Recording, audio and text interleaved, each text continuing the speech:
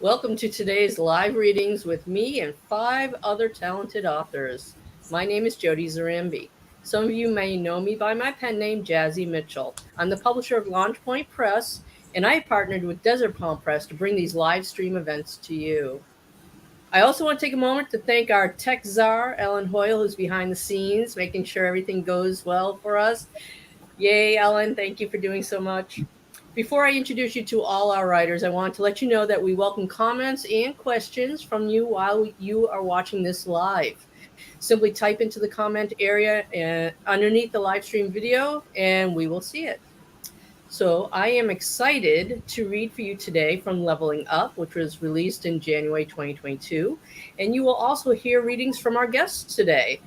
With me are C.A. Farlow from Launch Point Press, and Tonnell from Desert Palm Press, Rita Potter from Sapphire Books, McGee Mathews from Sapphire Books, and Barrett Magill from Sapphire Books. Welcome to all of you here. We're excited to have our special guests. Everyone here who is reading today was at the GCLS conference a few weeks ago, and we'll have time to chat about that a little bit after we read from our books.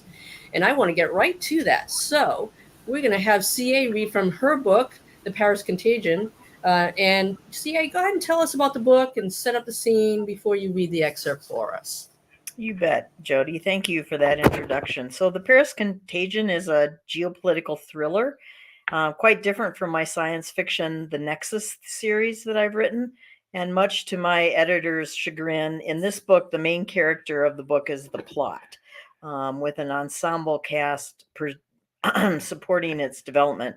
The book is organized in slices of time as events occurred around the globe instead of chapters.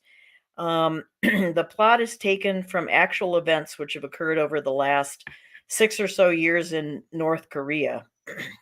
The story's protagonists that we're going to hear about today in the section I read are Captain Cassandra Stanley of the United States Navy. She's commander of the USS Arlington, a guided missile cruiser stationed in the Pacific Ocean. And Colonel Samantha Michaels of the U.S. Marine Corps. She is retired, and she's currently an analyst with the U.S. Central Intelligence Agency. The following scene occurs in the residence of the White House in Washington, D.C., as Cassie and Sam meet the president. A Secret Service agent ushered Cassie and Sam into the China room. "The president will be with you shortly." Sam looked at Cassie and grimaced. She felt totally out of uniform, dressed in her customary black slacks and shirt, covered by a formal high-collared black blazer, while Cassie was resplendent in her tailored navy dress uniform. It was all Sam could do to keep her hands to herself. She loved Cassie in uniform, but handprints would show on the dark wool if she wasn't careful, so she clasped her hands behind her back. "I can feel you looking," Cassie whispered at Sam. "Well, you can't blame me. You look truly delicious." "I would have to agree, Colonel." Both women jumped at the sudden appearance of President Haley. "Madam President." Sam gave a small bow of her head while Cassie stood rigid at attention. "At ease, Captain, before you sprain something." Sam covered her chuckle with a hand. "Shall we head upstairs? We have a lot to discuss, and the chef tells me that dinner is about to be served." The president took the chair at the head of the table, and the pair settled on either side. Once the president had her napkin across her lap, she began. "I've asked you here to discuss the events of the last week. I want to hear your words, not those filtered or sanitized for my protection. What is going on in North Korea? And what are we going to do about it? But first, Captain, if you would please tell me about your ship and the Aegis launch." In a minimum of words, Cassie summarized the missile launch detection and subsequent Aegis system activation and missile destruction. Cassie looked at Sam and raised a burnished golden eyebrow. Sam picked up the discussion. Madam President, you know what we know. The North Koreans successfully launched a ballistic missile towards Japan. Yes, yes, the president waved her hand. I understand all that. But my question is still, what is going on in North Korea? I can't answer that directly, ma'am. It may be a response to the war games or a timing coincidence. They're angry about what's going on in South Korea. It may just be a test launch. It may be, however, a false flag operation to divert our attention away from another more critical project they are concerned with. The president grunted at this last point. There is a plan here, a plan I want to know about. I would agree, ma'am. At this time, I believe, and I must stress, this is my assessment alone, the current supreme leader of the Democratic People's Republic of Korea is escalating military activities in a desire to be recognized. He is driven to accomplish what his father and grandfather could not. And that is, President Haley prompted, the reunification of the Korean Peninsula, the world dominance of himself and the DPRK and their totalitarian regime, and most importantly, to drive us Westerners from their shores. The president sat back. Well, then what's his next move? I'm not in a position to speculate, ma'am. You're not at Langley now, Samantha. You are here, and I need your analysis, your best estimate of what's coming next. Sam paused to gather her thoughts. Hawk cannot be boxed into a corner, ma'am. A military strike, however surgical, is not the correct move. Also, given their ability to conceal military assets, we cannot take overt action and attempt to remove all their strategic targets. We wouldn't know which targets to choose. Further, the United States must not allow its military superiority to blind them with a false belief of easy victory over the North Koreans. If we attempt a preemptive strike, we would only drive their militarization further into hiding, further underground, and then our ability to watch and to learn would stop.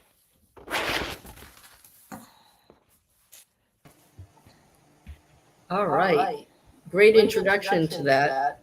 Goodness. And what's great about this geopolitical thriller is the fact that it's so realistic and that it's something that, God forbid, could happen to us nowadays.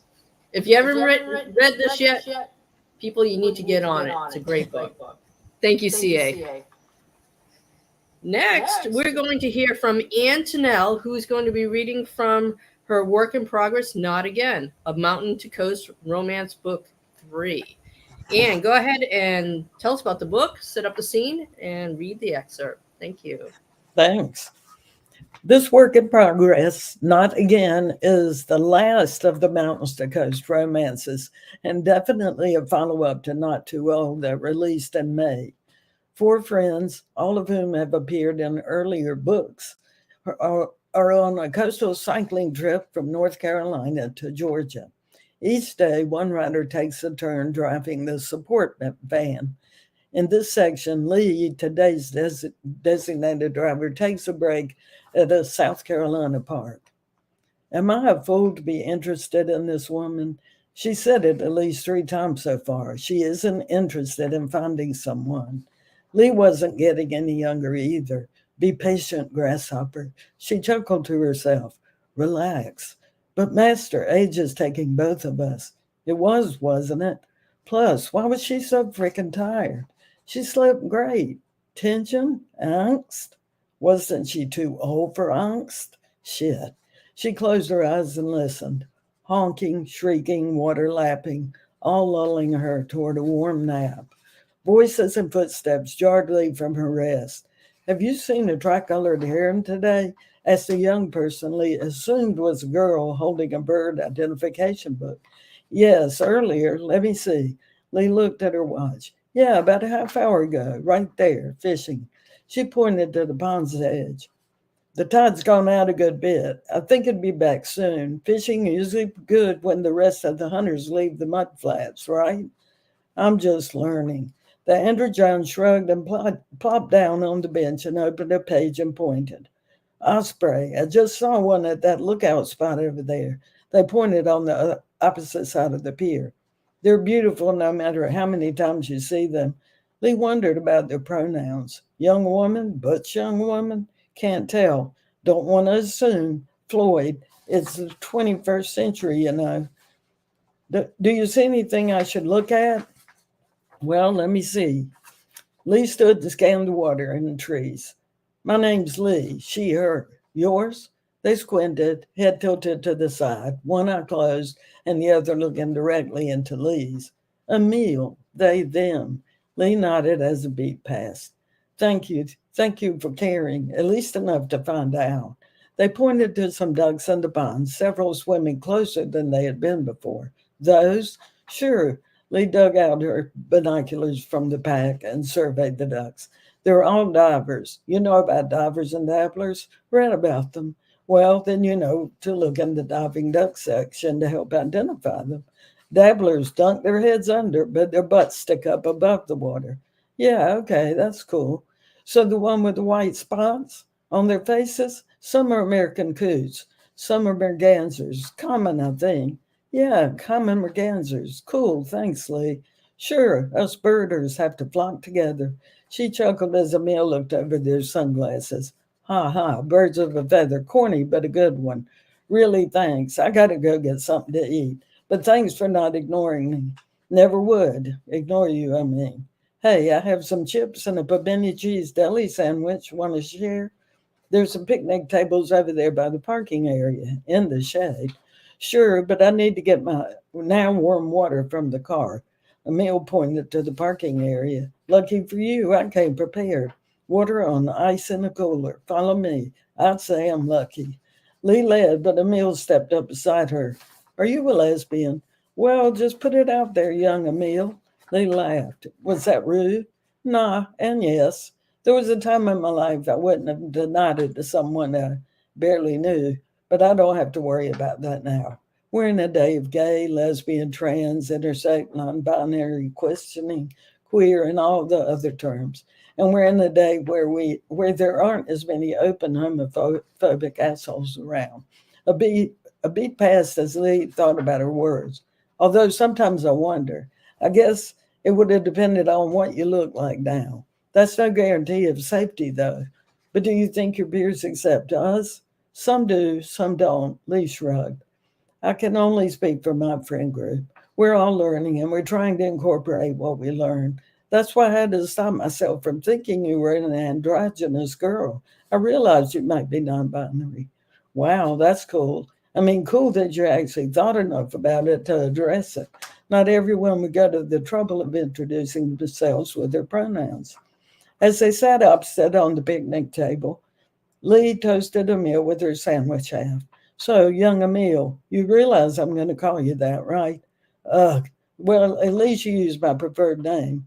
Emil took a bite of the sandwich. So, is it Emil with an E instead of Emily with a Y? It's Emil without an E. I realize that's still considered a masculine name, but it isn't as defining as Emily with a Y would have been. My given name, of course. It just didn't fit. Lee's a good one, though, not at all gender specific.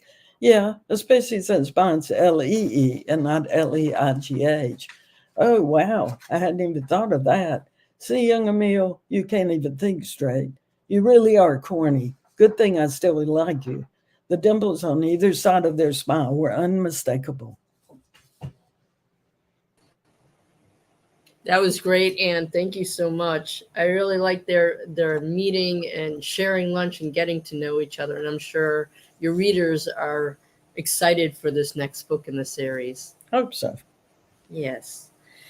Next up, we're going to hear from Rita Potter, who will be reading from her new release, Love or Hate, which was just released last week. Rita, tell us about the book and set it up for us. Okay, I'm going to be reading from Love or Hate. Just came out on Saturday. It's brand new. Think Freaky Friday between a progressive lesbian, Rain Hargrove, and a conservative Christian woman, Ivy Nash. And scene is when they first meet each other.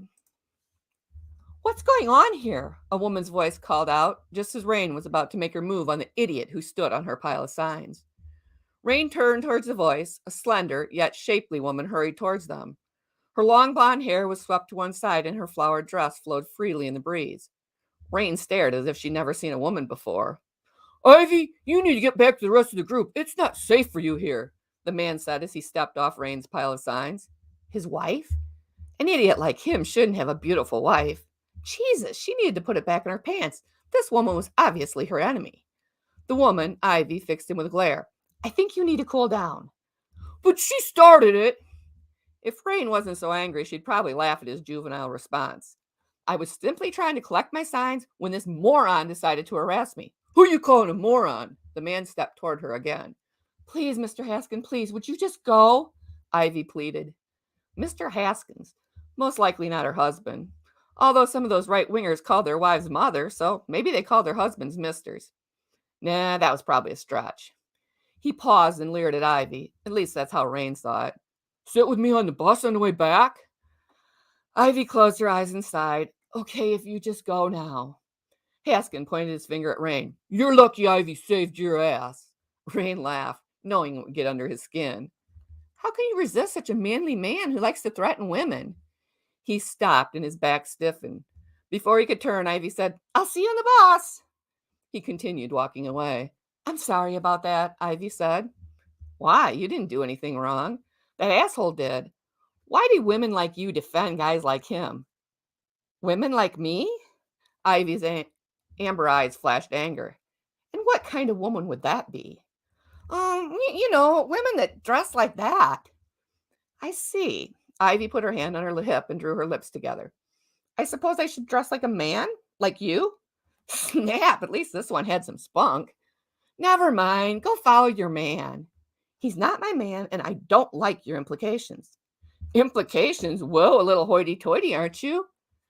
Damn it, since when was she someone who said hoity-toity? This woman was really getting under her skin.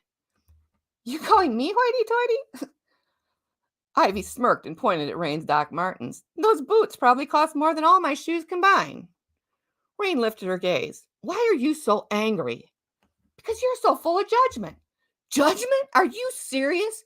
You and your lot think you've been anointed the morality police, so you can spread all your hate. Hate? The vein in Ivy's neck throbbed. Jesus is about love, not hate. Seriously? You honestly believe that shit? You people are the most hateful people I've ever seen.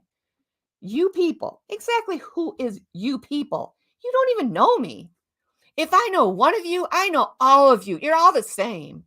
Rain's voice rose, even though she was trying to keep her cool. This woman was unbelievable. Really, since you know so much about me, tell me, who do I hate? Oh, well, that one's easy. Immigrants, blacks, gays, transgender, Muslim, anybody that's different than you. Ivy bent and picked up one of Rain's signs. And what do you call this? Rain's eyes widened when she read the sign. Jesus sucks? Harsh. She hadn't paid any attention to what they said. Rain grabbed the corner of the sign, but Ivy held on.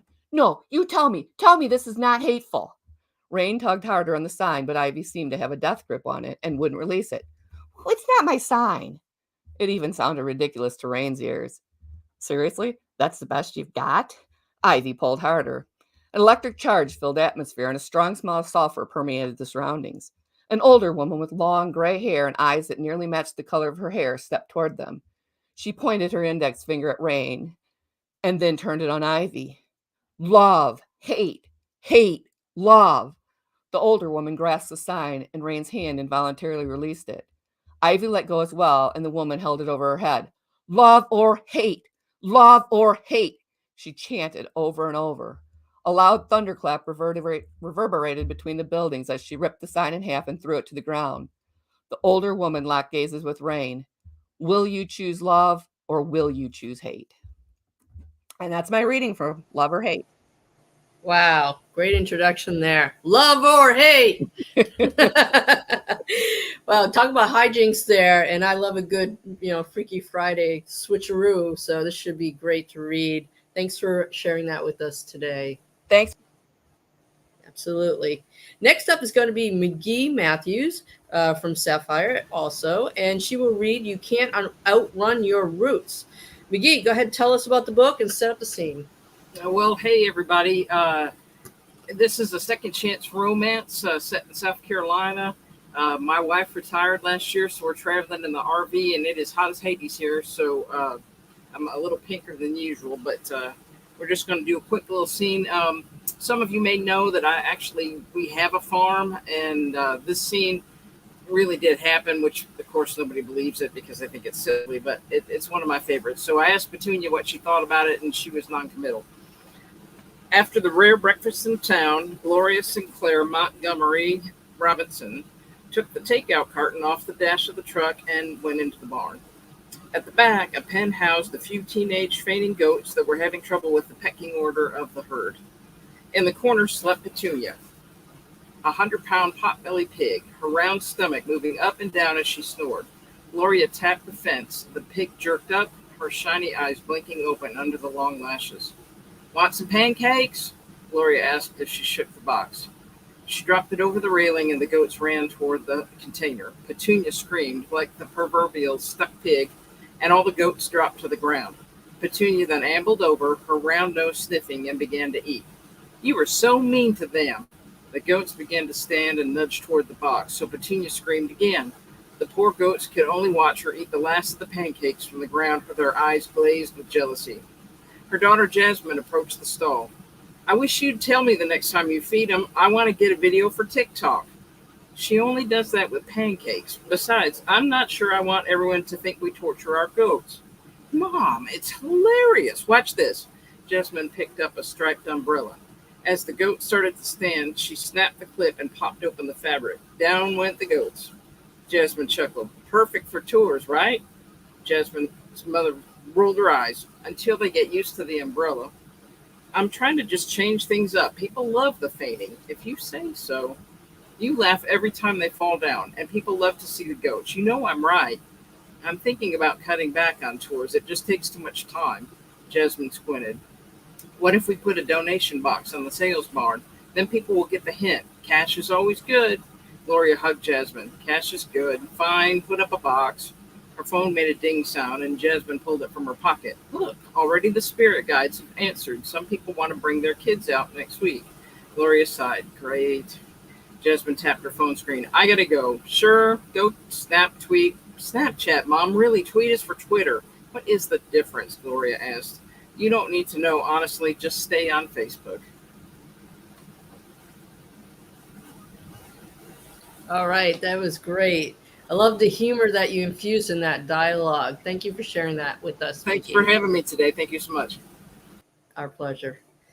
Okay, next we're going to hear from Barrett Magill, who's reading from Destiny's Child, the 5th book in the Damage series. So Barrett, go ahead and set up the scene and tell us about that book.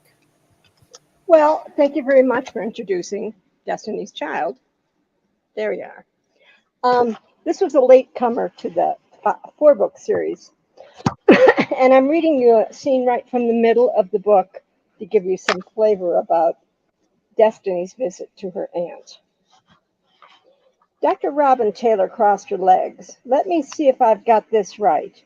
You offered to look after your 13-year-old niece in hopes to keep her out of jail. Within an abbreviated period, she's run away, gotten drunk, shoplifted a bracelet, turned out Anne's horses with the attendant damaged, then stole an ATV, tried to get into a bar, mouthed off to the sheriff, and ended up in jail. Did I forget anything?" Zeke shook her head. As her primary therapist, Robin Taylor had been instrumental during her struggle with PTSD. Robin knew the family well. "Did I mention that she's a sassy, smart-mouthed know-it-all?" "No, but I added that." "Robin, it took me a while to see how much like me she was.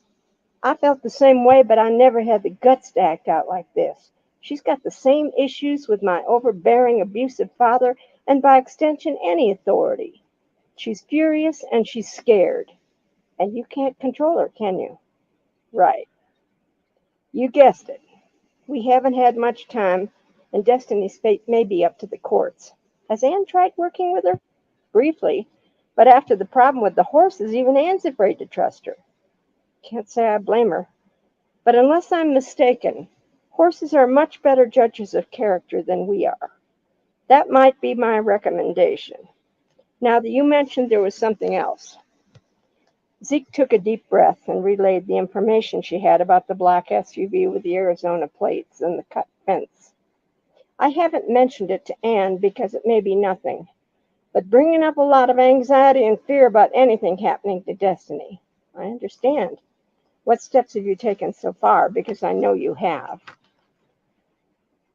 Well, yes, I sent some information to a friend at the FBI, and I'm meeting with him this afternoon. I also asked security company to come out and make some adjustments. Perfect. I gather there's something else going on, or you would probably be calling the local police. Zeke felt the cold sweat between her shoulder blades. It was the black SUV with the Arizona plates that started the attacks from Hussein. I remember now, that was very difficult. But didn't you tell me both the brothers were killed? She twisted the plastic bottle in her hands and felt her chest tighten. Her vision darkened and her hearing was fading. Zeke, listen to me and take a breath. Breathe now. She fought back and gasped. Shit, this can't be happening. Okay. Look at me. Are you all right? Robin was kneeling beside her. Yes, I don't know what happened. Robin returned to her chair after handing Zeke another water bottle. Are you sleeping all right? Not since Destiny arrived. Okay, that needs to stop. Since you refuse sleep medications, I want you to try some diphenhydramine. Anne will know what it is. Sadly, time's up, but I want you to try the medicine, and hopefully you'll get some important information today. If not, I want to see you again. Let's sit in the bleachers, Anne pointed. All three horses were just outside the paddock, clearly visible through the wide-open doors. Since you've been caring for them, they recognize your scent. It's important to remember that although horses are very large, they are prey animals and they're very fearful, especially of the unknown. The thing that makes them so unique, and has for centuries, is they are incredibly empathetic. What does that mean? Follow me. Anne had Destiny stand in one spot near the end of the arena and do multiplication tables in her head. One by one, she brought the horses into the arena. Just keep focusing on the numbers until I tell you to stop. All three horses hung around the open doors, even though there was a barrier across it. Okay, stop and tell me what you're feeling in your gut. I don't know. Nervous? That's fine. Are you worried about anything? Yeah, whether Aunt Zeke is going to send me to jail again. Anne let her sit with that. Just breathe and stay still. It only took a couple of minutes, and then Dancer walked over and stood behind her. Destiny opened her eyes. Somebody is behind me. It's okay, it's Dancer. Does it make you feel better or worse? Destiny screwed up her face and thought, I think better. Interesting. What feels better? I think she likes me. I think she does too. I'd like you to close your eyes, turn around, and face her. It took a minute, but she did. Anne waited and walked a little closer. Dancer was standing very still and watching. When Destiny turned around, Dancer moved very close and bent her head to Destiny's chest. Neither moved. Finally, Destiny started to cry. Dancer stood still and then shook her head and ran off to the other end of the ring. Anne moved up behind her. How do you feel now? Destiny wiped her face with her sleeve and then smiled. I don't know, she laughed. I feel kind of happy and light. That's good. That's exactly how you should feel. Wow, that was totally weird. Why did Dancer run off? I'll tell you about that more later. What do you say we get the horses back in their stall and then go to the house and make a surprise dessert? Like what? Zeke's favorite pie. That was great, Barrett. Really liked that entire scene of helping her to get more in tune with the surroundings and herself. And I think that this is a great book. So if you haven't checked it out, people, this has been out for a couple of years and might be something that you just missed. So Destiny's Child, check it out. Or the previous 4 or 5. Or the previous other 4 or 5, right?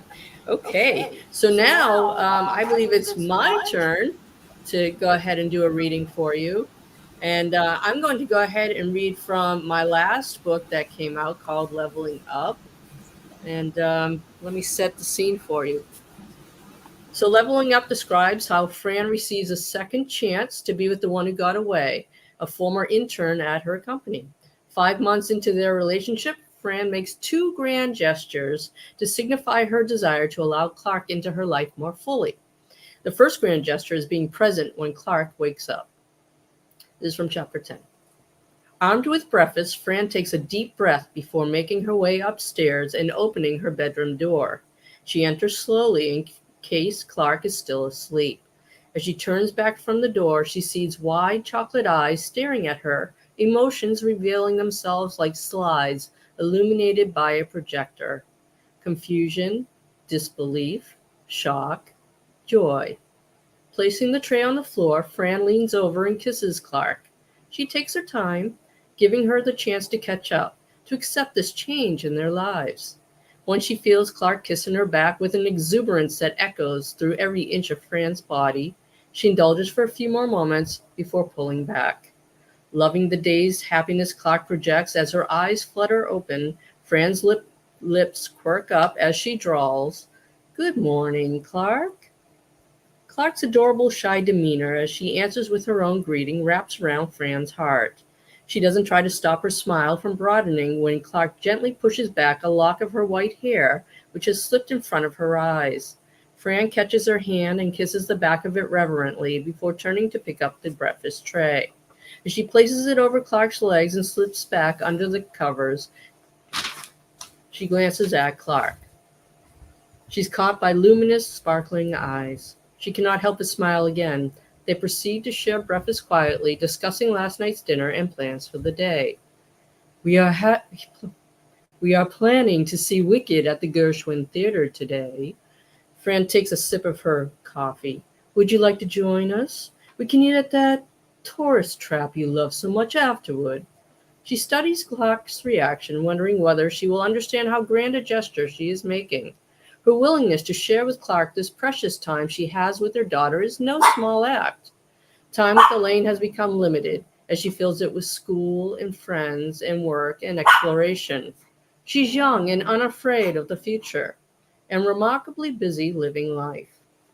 It occurred to Fran the previous night, as she lay in bed gazing at Clark's sleeping form, that they had fallen into the bad habit of always meeting for a meal before returning to Fran's home to be intimate. They do not spend time together just for the sake of relaxing or talking or sharing. Fran wants to change that. She wants more than meals and sex.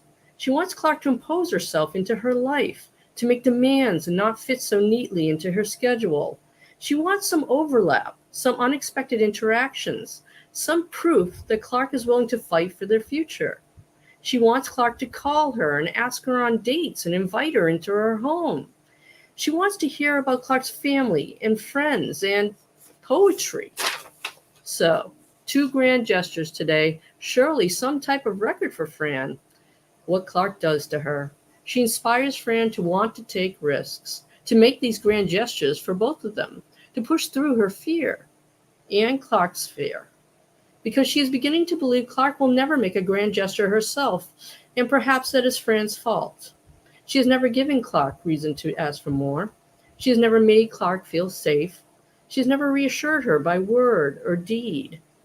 Fran is at a loss. She cannot find the words, and Clark has not interpreted her actions as enough reason to take risks. No matter how slowly and tenderly she makes love to Clark, or how passionately and thoroughly, her actions are not enough. They do not extend outside the bedroom, and consequently her world is lonely and incomplete. I would love to. Clark's words fill Fran with hope. It's a start. And although she dearly wants to make love to Clark right now, she instead tangles their fingers together and asks her about her current project. She needs to take small steps to avoid spooking her, and self-control. Lots of self-control. She will open herself up more, become more transparent, with the hope Clark will reciprocate. She's playing the long game here, and the stakes are too high for her to make a mistake, like pushing Clark too much or making too many demands. It's a process building trust, and Fran is willing to be patient. She has the girl. She will not watch her walk away. Thank you. And that was from Leveling Up.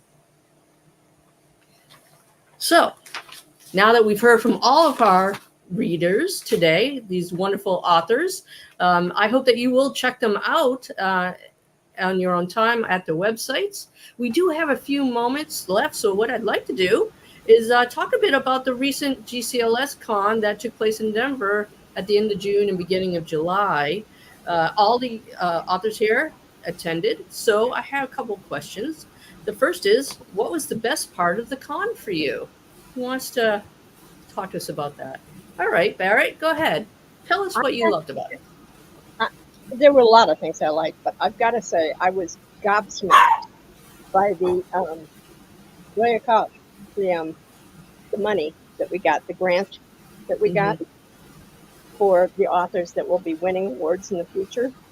I was just stunned, and I think it's something. I wish they had enough for everybody to get an award. That final, but anyway, I thought that was a big boost to the organization. Yes, that was a great surprise to many, and to know that at least for the next 5 years, or I guess including this year, 5 years, with the opportunity perhaps to even extend it longer than that is definitely a great boon for the organization, and a great way of boosting all the authors. Yeah, it would make me want to write better and have more to submit. Absolutely, absolutely. What else? Anyone else want to share what the best part of the con for them was? No one wants to say anything. Okay, Ann, go ahead. As always, it's just seeing everybody there. I mean, hearing authors that you have heard about, or and hearing them read in person is great to me. But just hanging out with people and sometimes getting to know their spouses, like meeting Peggy was so wonderful. It was just cool. Thank you. And for those who don't know, Peggy is my wife and the other publisher of Launch Point Press. So thanks, Ann. We had a great time spending time with you and your spouse at the con also. Anyone else have something they want to contribute as far as what was the best part of the con for you? No. Okay. I will contribute then. We're all shy today, I guess. It was the first time that I attended a GCLS con as a publisher, and I have to say it was a really great experience. Everyone was very welcoming. A lot of people came over to chat with us. And so I felt that, it's not just the readers, it's not just the writers, it's also the other types of people that are there that are, cover artists and editors and publishers like me. So I thought that was a great mix of people that were there, and I loved the way we were received, and I thank them for that. Anyone else? Yeah. I just wanted to throw in, Jazzy, that I think what you brought to the table this year by monitoring 3 different publishers was kind of a look at the future where we could actually work together, which is kind of an unknown entity. And I'm not criticizing, but GCLS for years and years has been very competitive, and about the awards, who wins the most, all that other stuff. So the idea of getting us to work together is a very, very good idea. And I hope it spreads like wildfire. Thank you, Barrett. When we took over LPP, we did it with the mindset that we wanted to be sister presses with as many presses as we could, support each other, share resources, promote each other. And that's why we have 3 publishing houses here today, right? Because we really do want to help each other. A lot of us are small publishing houses, not all, but I would say even the larger publishing houses would also benefit from becoming sister presses with we smaller ones, because we really can help each other. We get a cross section of readers that we wouldn't normally have watching us when we're able to combine our resources and do that cross promoting. And so that's been our mindset from the beginning, and we plan to continue doing it. And I don't see any reason to cut down anyone or to rob them of any opportunity that they have to get the word out there and to be seen by possible readers. So thanks, Barrett. I really appreciate you saying that. Saying that, there were 311 people at the award ceremony, Yeah. which was, I think, probably one of the biggest amounts we've ever had. But what it meant is that there's a lot of people out there we haven't reached. They were all newbies. They had never been to a conference before, and they came and they enjoyed it. So, yeah, I believe about a third of the attendees were new to GCLS. That's a great amount. That's a third. So, let's keep it going. Definitely. So, tell me then, authors, what surprised you, if anything, about GCLS this year? Well, I'll say the award money was which we already mentioned was a big shocker. That's going to be a game changer. When I first heard it, I was a little nervous, thinking, "Oh gosh, what is this going to mean?" Because they're going to have to be able to protect.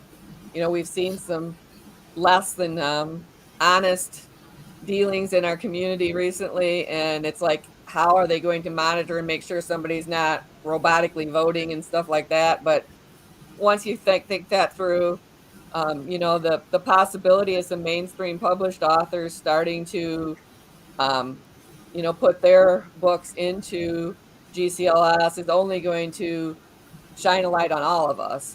It might be harder for us to win awards in the future because we may be going up against a Random House author or somebody like that, but getting that kind of attention is going to help us all. So once I got over the shock, it was like, yeah, this might not be so bad. So it'll be interesting to see what happens next. Oh, definitely interesting. And I'm hopeful that GCLS will put in safeguards so that we don't have to worry about any irregularities with the voting, and that it will still be what it always has been in the past, which is you have all of these judges that are voting based on how talented the writer is and how good the book is to read.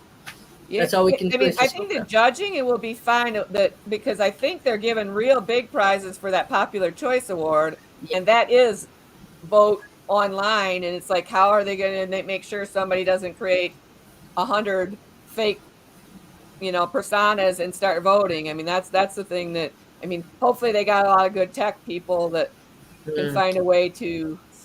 And maybe Ellen can help him come up with some ideas of how to stop that. Yeah. Maybe the tech czar can help him out. Not happening. Hi, Ellen. Maybe they should be able to track the IP address or something like that. Yeah. So that you can only vote once. Who knows? But that's a great point, actually, Rita. And yeah, that was certainly a surprise to many people about the donation for these prizes for the coveted award of a Goldie. So absolutely. Who else wants to say something about what surprised you, if anything? Anything else besides that? Go ahead. Yeah. I was shocked at my own reaction to Lynn Ames' keynote speech. I haven't been, active politically or whatever in years. I thought, okay, I put all that behind me. That doesn't mean I don't vote and that kind of thing, but I just haven't been out. I don't hide myself, but I live in a real rural conservative community where I might think I'm not really welcome, but I feel like we've got to show ourselves as who we are. And it was, it was just so, it was a revelation that I need to do this, and that surprised me. Yeah. That's a great point, Anne, because it really doesn't matter where you live or how large or small the community is. We all have a voice. And I think Lynn Ames did an excellent speech. I believe it's even available on YouTube. If you missed it, it's certainly worth your time to listen to it. I can say that it made me tear up, and I don't usually tear up with speeches, but she was that profound. She really just gave us kind of like that call to go ahead and make ourselves known, and even if it's in a little way, even if it's just through our own platforms of Facebook or Twitter or whatever, it's worthwhile to say something and to support each other, which is just a different way from what we do now with supporting each other through sister presses and through these types of events where we have different people from different walks of life helping each other. Yeah. It was Who definitely a else? walk down memory lane too, because Yeah. I mean, you forget your coming out story when you've been out for 40 years, but she kind of took you through it all. It's like, whoa, I forgot all those feelings and all those. So yeah, that was kind of cool. Yeah, definitely cool. Yeah. And anything else? Anything else want to chime in on what surprised you at the con? We good? Yes. Go ahead, CA.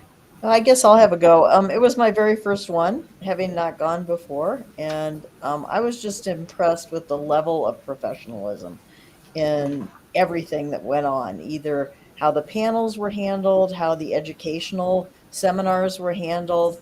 It was just first rate. And having been to a number of professional conferences and been presenters and been chosen as an international lecturer for one of the organizations, to go to this and then see how high quality it was, I was totally impressed. So it was something that I will definitely put on the calendar and keep participating in, but it was very well done. Yes, yes. Certainly, I think they did a great job this year. And it's great to see them back and in fine form and attracting so many new people, including yourself, to these cons because we always want new blood. It's great to have those that have been there for years and that are established. And we also want the newer writers and writers who haven't attended before because that gives us more ideas. It gives us a broader spectrum of perspectives. So we definitely want all of that. So that's great. So glad that you said that, CA. Anything else before we start to sign off? Okay, great. Well, thanks for sharing your thoughts on that. I'm so glad we were able to get a taste of these talented writers' works today. Hope you check them out and please support them by reading their books, posting reviews. So hard, you don't have to write a paragraph. Just this was great is fine with me. Anytime you want to write down on any of my books, you go right ahead. I'm fine with it.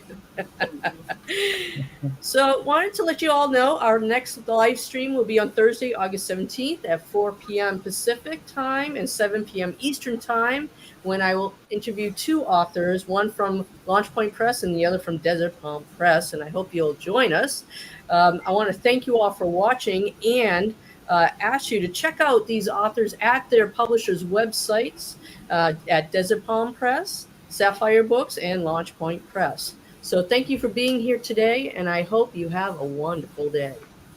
Thanks, Jazzy. Thanks, Jazzy. Bye bye. My pleasure. Bye.